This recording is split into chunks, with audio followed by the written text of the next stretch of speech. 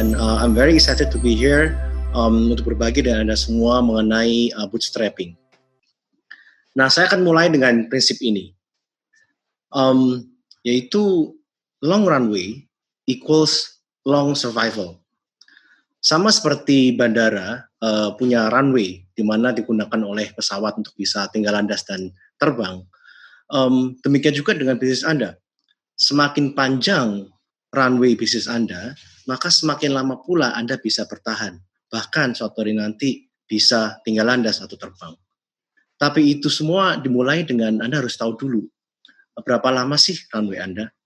Nah, bagi yang belum mengerti runway itu adalah berapa lama atau berapa bulan bisnis Anda masih bisa bertahan sebelum kehabisan uang.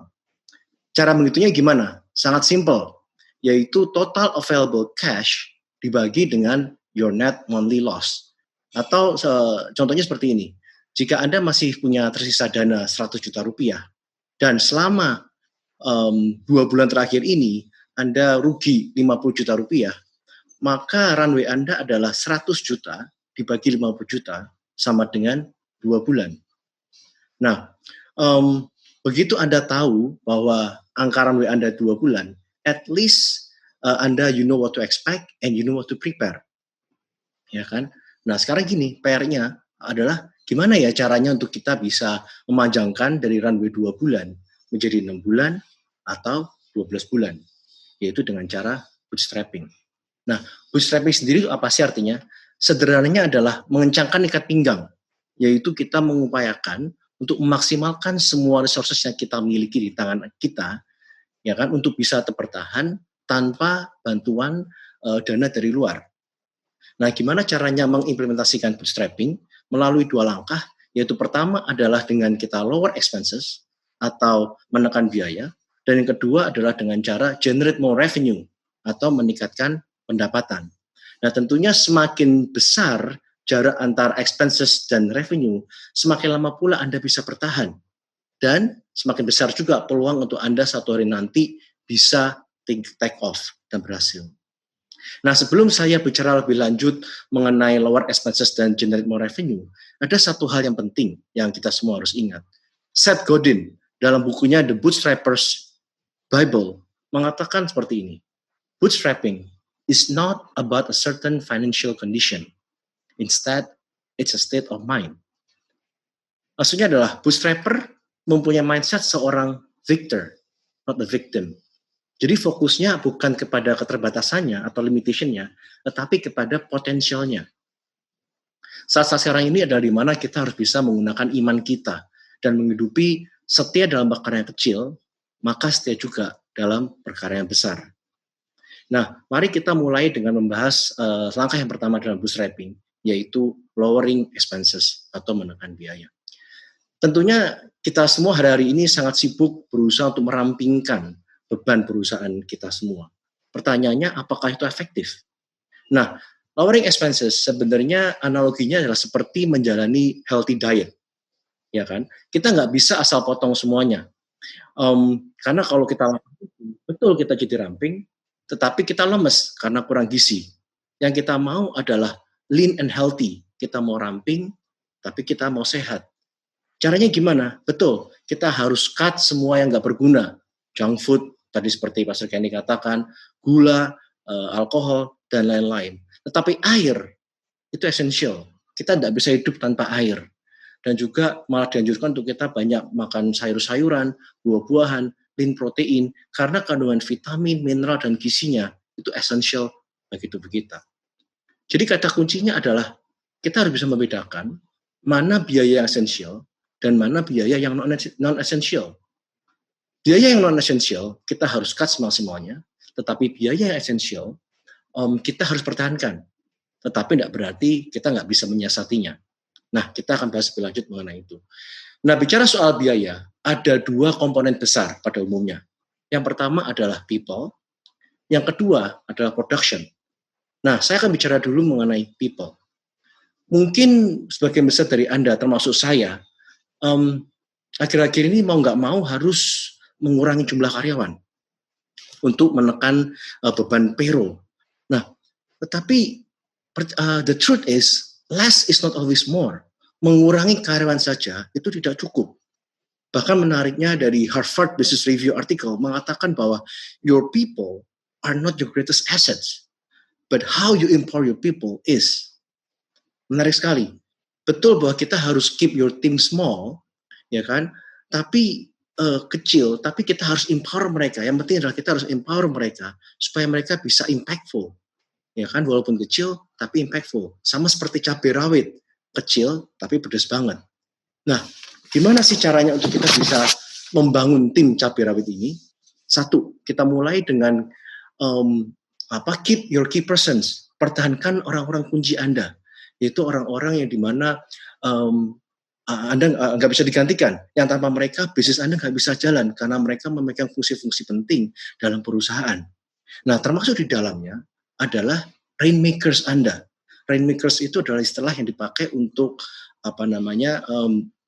orang-orang sales terbaik Anda yang selama ini mendatangkan banyak revenue buat Anda. You need to keep them karena they are your cash cow istilahnya. Nah, tetapi kalau mungkin, sebisa mungkin, pilihlah orang-orang yang mempunyai visi, misi, dan values yang sama dengan Anda, yang mempunyai semangat sama-sama mau berjuang dengan Anda dan perusahaan Anda. Sehingga, karena orang-orang inilah yang they will stick with you for a long time.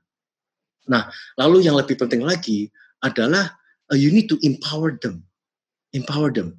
Dengan cara gimana? Mulailah dengan taking care of them, ya, taking care of mereka, perhatikan mereka, lalu bangun kepercayaan dengan mereka.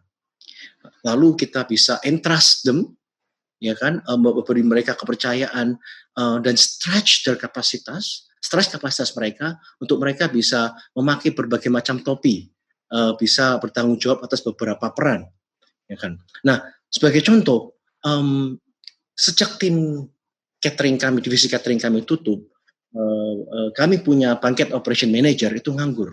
Nah, karena dia punya keahlian di operation management, kami percayakan dia untuk memimpin tim logistik sebagai kepala di tim logistik. Dan bersamaan dia juga kami percaya untuk memimpin tim produksi untuk produk lain kami yang baru, yaitu frozen meals. Dan ternyata dia sangat happy sekali, and he performs very well. Kenapa? Dia merasa dipercaya, dia punya sense of belonging yang tinggi, dia punya sense of fulfillment dan segala macam. And at the same time, kami juga happy karena tim kami menjadi efisien. Lalu selanjutnya adalah kita harus selalu mencari cara-cara kreatif untuk bisa outsmarting payroll atau menyiasati payroll. Sebagai contoh, tim catering kami ubah menjadi tim delivery. Yang mana sistemnya adalah dengan honor per bulan, tanpa overtime, dan mereka pun dibayar mingguan. Nah, dan mereka bekerjanya pun juga bergantian setiap 2 minggu. Plusnya adalah apa? Satu, biaya delivery kami bisa murah, kami bisa tekan, sehingga kami bisa menawarkan promo free ongkir kepada customer dengan beban yang sangat minim. Dan selain itu adalah mereka juga sangat happy karena bisa bekerja dan mendapatkan tambahan penghasilan. Contoh yang kedua adalah kami punya finance manager, suaminya itu work from home. Nah, makanya kami assign mereka untuk menjadi salah satu reseller kami untuk produk frozen meal di Jakarta Timur. Plusnya adalah apa? Satu, kami mendapatkan reseller yang kami bisa percaya. Kedua, kami memperlebar jangkauan distribusi kami. Dan yang ketiga, mereka juga happy karena mendapatkan tambahan penghasilan. Nah, lalu yang terakhir adalah kita juga harus tahu bahwa hal-hal yang di luar kompetensi kita, mendingan kita outsource. You don't need to master everything. Anda tidak perlu jadi ahli dalam semuanya, segalanya. Anda bisa outsource administrative function seperti tax dan accounting.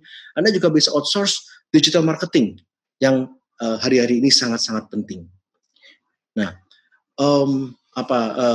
saya lanjutkan dengan komponen biaya yang kedua, yaitu production. Nah, bicara soal production, ada metode lean production yang diperkenalkan oleh Toyota, yang dipakai oleh banyak manufacturing company. Nah, goal-nya adalah untuk bisa mengeliminasi waste.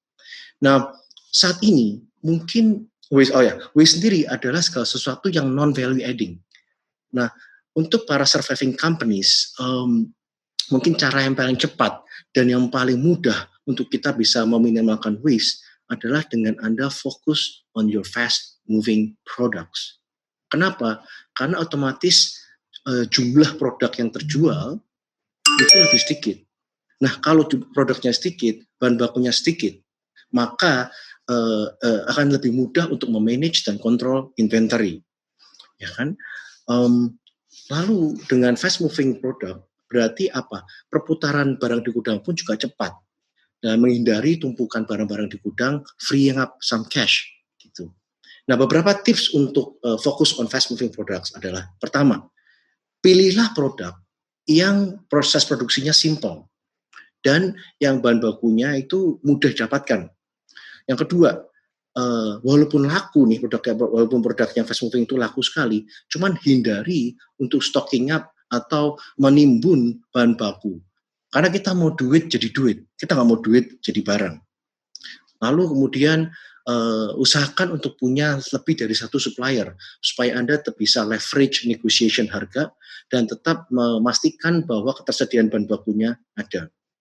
Lalu kita juga harus pertahankan likuiditas dengan disiplinkan untuk pay now, not later. Yang terakhir adalah kita juga harus selalu mencari cara untuk bisa meningkatkan efisiensi. Bisa dengan kita mensimplify proses produksi, bisa dengan kita mengatur ulang working area atau area kerja lebih rapi, lebih teratur, lebih organized, lebih sempit mungkin, supaya segala satunya dalam jangkauan. Nah, sebagai contoh adalah sejak semua restoran kami tutup, kami beralih di central kitchen untuk melakukan home delivery. Menu kami kerucutkan menjadi kurang dari 20%. Nah, itu pun juga kami fokuskan kepada menu-menu yang favorit, yang laku. Kami juga lebih pilih yang bahan bakunya gampang didapatkan seperti chicken dan beef. Dan kami coba hindari menu-menu menggunakan fresh seafood karena itu mahal dan banyak spoilnya. Nah, walaupun menu kami sedikit, kami bisa inovasikan untuk menjadi beberapa produk lain. Ada yang kami jadikan sebagai quick meals seperti rice box atau rice bowl. Ada juga yang kami jadikan sebagai set meals. Ada juga yang kami jadikan menjadi frozen meals. Nah, dengan kita fokus on fast moving products, maka kita akan bisa meminimalkan waste. Gitu. Nah, kita sudah selesai membahas mengenai langkah pertama adalah bootstrapping, yaitu lowering expenses. Sekarang kita bahas mengenai langkah kedua, yaitu generating more revenue. Tentunya bicara mengenai meningkatkan pendapatan, di setiap industri dan di setiap bisnis, caranya beda-beda. Dan saya yakin Anda lebih paham mengenai bisnis dan industri Anda daripada saya sendiri. Tapi prinsipnya adalah sama, yaitu flexibility and agility are your superpowers. Semakin cepat Anda fleksibel dan semakin cepat beradaptasi terhadap semua perubahan dan bisa menjawab kebutuhan customer Anda, maka semakin besar peluang Anda untuk bisa bertahan dan berhasil nantinya. So connect to your customers, pahami kebutuhan mereka, and then think out of the box untuk bisa berinovasi, memunculkan ide-ide baru yang bisa menjawab kebutuhan customer Anda dengan relevan. Ya kan? Kalau memang perlu pivot, silakan pivot. Kalau memang bahkan kalau perlu jump to other industry, silakan lakukan itu. Yang penting adalah, kuncinya adalah apa? Satu, apapun pilihannya, you stick to your core strength. Pakailah kekuatan kunci Anda. Core strength bicara soal hal-hal yang Anda sukai dan yang memang Anda jagonya di situ. Nah, beberapa contoh sukses story, beberapa maskapai penerbangan internasional seperti Virgin, Lufthansa, dan American Airlines, mereka switch menjadi cargo only flights. Yang dulunya menerbangkan penumpang, sekarang mereka menerbangkan barang-barang aja untuk memaksimalkan kabin pesawat mereka. Contoh lain, kami temukan juga banyak clothing manufacturing company yang mereka beralih sekarang memproduksi alat-alat APD. Bisa dibayangkan kalau mereka memproduksi makanan, pasti repot sekali, ya kan?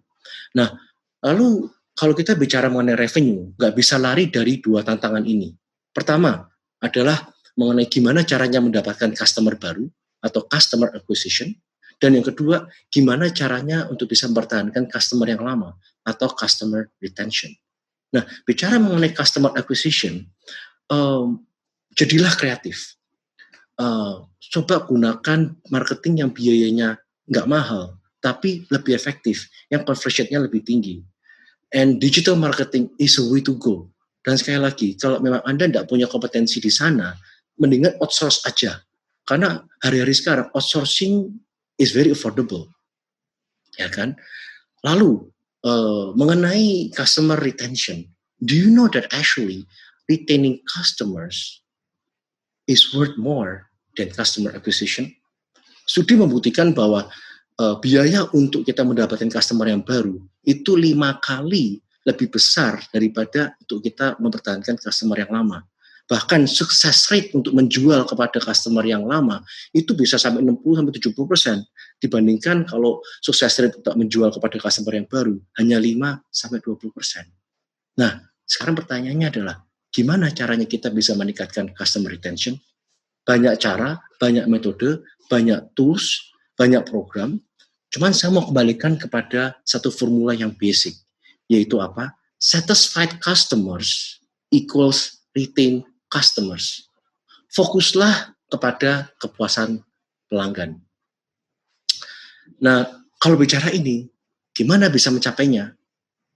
Saya mau kembali kepada basic lagi. Fundamentalnya adalah, untuk mencapai kepuasan pelanggan, Anda harus fokus untuk you must deliver excellent products and services. Bootstrapping nggak berarti kita compromise quality. Bahkan kita nggak bisa afford untuk compromise quality. Nah, bicara soal excellent mungkin adalah kata-kata yang overuse. Big word. Yang udah gila maknanya. Tetapi dalam bisnis, esensi makna excellent adalah ini. Be worth more than you charge. Be worth more than you charge. Selama nilai barang, produk, atau service Anda lebih besar daripada harga yang customer bayarkan, Anda sudah menang satu langkah untuk memuaskan mereka. Dan percayalah bahwa pelanggan yang puas, a satisfied customer, they will spread the word of mouth yang baik tentang Anda. Dan kita semua sama-sama tahu bahwa words of mouth sampai hari ini masih merupakan bentuk marketing yang paling efektif dan powerful. Nah, saya akan tutup dengan ayat ini dari Amsal 22 ayat 29. Pernahkah engkau melihat orang yang cakap melakukan pekerjaannya? Orang-orang itu akan dipekerjakan di istana raja-raja, bukan di rumah orang biasa. Nah, demikian mungkin sedikit dari saya mengenai bootstrapping. Saya harap saya bisa membantu Anda semua. Thank you so much.